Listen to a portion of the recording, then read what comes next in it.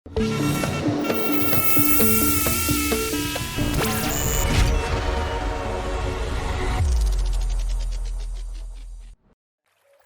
mata para santrinya, Sunan Giri adalah sosok yang luar biasa istimewa. Tapi lain halnya dengan mereka yang belum terpapar cahaya Islam. Mereka membenci dan juga menghina. Terutama para dukun, para tukang sihir yang merasa tersaingi oleh kesaktian Kanjeng Sunan Giri. Yang sebagian besar di antara mereka adalah pengecut yang hanya berani koar-koar di medsos doang. Jarang berani yang berhadapan langsung untuk melakukan pembuktian. Tapi dari sekian banyak pertapa sakti, ternyata ada satu orang pertapa yang rupanya punya nyali besar. Dia tinggal di Gunung Lawu, guys. Namanya adalah Begawan Minta Semeru.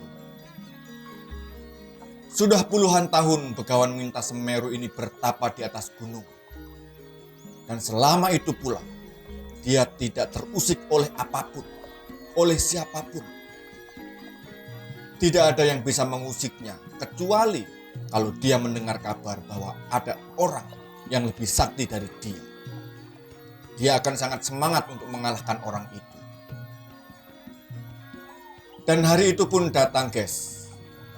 Begawan Minta Semeru mendengar kabar bahwa di bawah sana, kata netizen waktu itu, ada orang yang jauh lebih sakti daripada siapapun.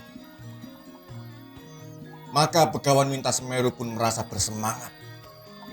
Akhirnya dia menemukan lawan tanding yang sepadan. Dia segera mengakhiri pertapaannya dan bergegas turun gunung dari Gunung Lawu. Kalau sekarang daerah Ngawi kalau nggak salah. Dia terbang ke Gresik, ke Padepokan Kanjeng Sunan Giri untuk melakukan pembuktian. Siapa yang lebih sakti, dia atau Sunan Giri. Pembuktian ini, guys, dengan pertaruhan yang sangat besar. Yang dipertaruhkan adalah nyawa. Siapapun yang kalah harus rela meningsoy. Tak berapa lama kemudian sampailah dia di Padepokan Kanjeng Sunan Giri di Gresik. Dia sampai di pintu gerbang dan kemudian mengatakan maksud kedatangannya kepada security. Setelah dia ngisi buku tamu, kemudian dia berkata bahwa dia datang jauh-jauh untuk melakukan pembuktian. Dia bilang, jangan-jangan yang dilakukan oleh gurumu itu cuma trik, cuma settingan. Panggil gurumu ke sini, kita buktikan supaya masyarakat teredukasi, supaya tidak terbodohi. Dia ngoceh nggak karu-karuan di pintu gerbang. Kemudian tak berapa lama datanglah Kanjeng Sunan Giri. Dan Begawan Minta Semeru pun mengutarakan lagi maksud kedatangannya, yaitu untuk menantang kesaktian Kanjeng Sunan Giri. Begawan Minta Semeru pun kemudian berkata, izin Kanjeng Sunan, izin memperkenalkan diri. Nama saya Minta Semeru. Waduh, kebetulan lagi nggak ada, Om. Kanjeng Sunan jangan ngeledek. Nama saya Minta Semeru. Bukan maksudnya saya minta jatah Gunung Semeru buat apa. Lanjut. Saya datang jauh-jauh dari Gunung Lawu. Kedatangan saya ke sini untuk memuaskan rasa penasaran saya. Saya ingin cari tahu siapa di antara kita yang lebih sakti. Saya atau Dikau. Oh, jadi Pak D ini mau pembuktian. Betul Kanjeng Sunan. Kita buktikan di situ. Kalau saya kalah, saya siap meningsoy. Begitupun sebaliknya. Kalau Anda kalah, serahkan leher Anda. Sunan Giri pun berkata dengan mantap, oh silahkan Kisanak, silahkan. Maka hari itu ajang pembuktian kesaktian dilangsungkan, guys. Hanya mereka berdua, tanpa ada pengawalan, tanpa ada follower, tanpa ada kamera. Resi Minta Semeru kemudian berkata, tapi begini Kanjeng Sunan, pembuktian kita jangan seperti para dukun kelas amatir yang adu sakti main bacok-bacokan, ya kan? Atau main tusuk-tusukan jarum pentul, seperti yang dulu pernah viral di YouTube. Kita main tebak-tebakan aja. Kalau Anda bisa menebak tebakan saya, berarti saya kalah dan saya siap untuk dipenggal leher saya. Tapi sebaliknya, kalau Anda kalah, Anda pun harus siap mati di tangan saya. Pembuktian kesaktian mereka berdua dengan cara main kuis, guys. Tebak-tebakan. Sesi pertama. Begawan Minta Semeru pergi melesat ke atas gunung. Sesampainya di sana, kemudian dia menciptakan dengan daya magicnya 2 ekor angsa. Kemudian angsa itu dipendam di dalam tanah. Setelah itu Begawan Minta Semeru kembali melesat ke hadapan Kanjeng Sunan Giri. Sesampainya di sana, Begawan Minta Semeru melancarkan pertanyaan kepada Kanjeng Sunan Giri. Baik Kanjeng Sunan, pertanyaan pertama. Coba katakan kepada saya tadi pergi ke atas gunung sana dan saya mengubur 2 ekor binatang. Pertanyaannya adalah, binatang apa yang saya kubur? Dengan ringan kemudian Kanjeng Sunan Giri menjawab, maaf Begawan, ada nggak pertanyaan yang lebih berbobot? Ya udah apa? Begawan Minta Semeru sudah nggak sabar.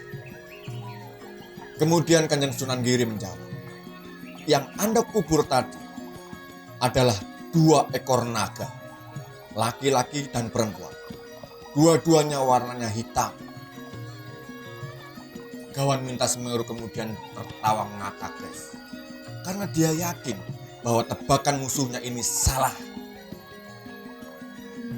Kemudian dia berkata, wahai Guru Mulia, wahai Kanjeng Sunan Giri, tebakan Anda itu salah.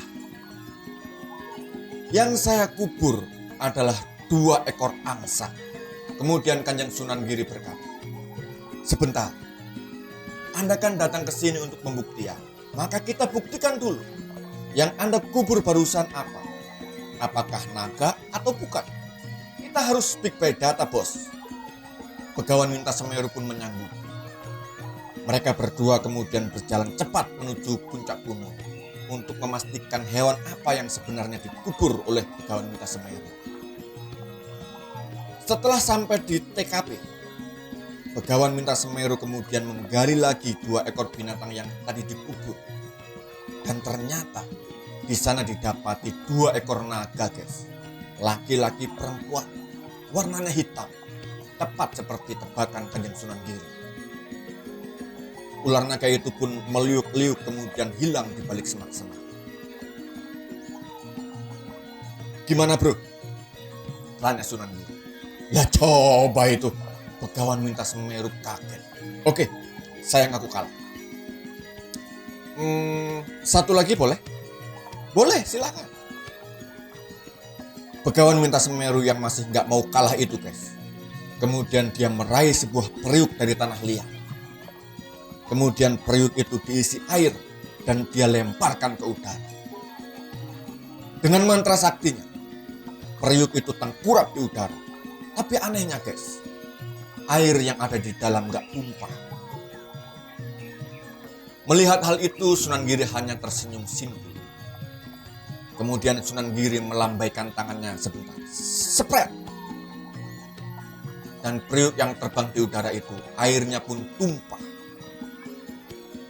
Kemudian Kanjeng Sunan Giri berkata, bagaimana bro? Masih mau lanjut? Begawan Minta Semeru bilang, satu lagi deh. Kalau ini saya kalah, ya udah, saya ngaku kalah. Saya pasrah sepenuhnya kepada Tuhan. Respect saya. Kemudian Begawan Minta Semeru merapal lagi mantranya. Dan kali ini dia menciptakan telur. Puluhan telur tercipta dari mantranya. Kemudian telur-telur itu ditumpuk sehingga membentuk piramid. Kemudian Begawan Minta Semeru mempersilahkan Kanjeng Sunan Giri untuk melakukan apapun terhadap telur itu.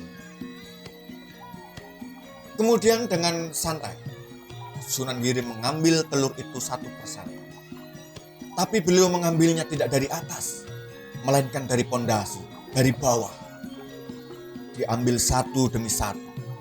Tapi anehnya guys, telur yang ada di situ yang sudah tidak punya pondasi lagi itu tetap berada di tempatnya, melayang-layang di udara. Hingga tinggal satu butir telur, dan kemudian Kanjeng Sunan-Giri ngambil dengan santai. Kemudian beliau berkata, mau didadar atau diceplok bro? Apa perlu kita memasak indomie goreng biar syahdu? Melihat hal itu guys, Begawan Minta Semeru kemudian menyerah dan mengaku kalah. Kemudian dia berkata, wahai Kanjeng Sunan-Giri, sesuai dengan MOU kita, saya pasrahkan jiwa raga saya kepada engkau. Kemudian Kanjeng Sunan-Giri dengan bijak berkata, saya tidak akan membunuhmu wahai Minta Semeru. Hidup matimu bukan ada pada tanganku, tapi ada pada kekuasaan Allah. Begawan Minta Semeru kemudian merendah dan meminta agar Sunan-Giri rela mengangkatnya menjadi murid. Dan saat itu pula Begawan Minta Semeru akhirnya masuk Islam.